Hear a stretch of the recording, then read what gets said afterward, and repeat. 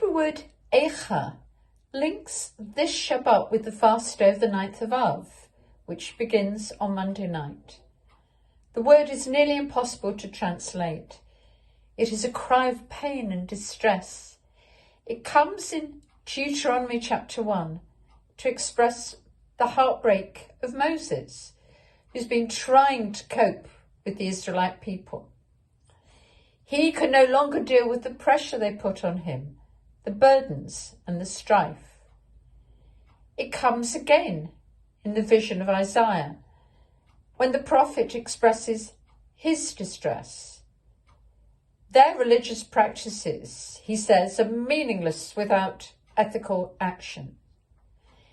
In a famous statement, he goes on to say, "Cease to do evil, learn to do well. Seek justice, relieve the oppressed, judge the orphan, plead for the widow." But when they rebel, and they do, he is heartbroken at the deterioration of the faithful city of Jerusalem. The word Eicha is the Hebrew title of the whole book of Lamentations that we read on Tisha B'Av. It begins the very first chapter with a heartbreaking cry of how the city that was full of people is now bereft. Each recitation of the word Eicha represents a cry of pain. But there is a way forward.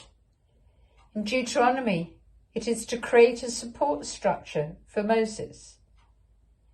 In Isaiah, it is to make the religious practices meaningful by helping those in need.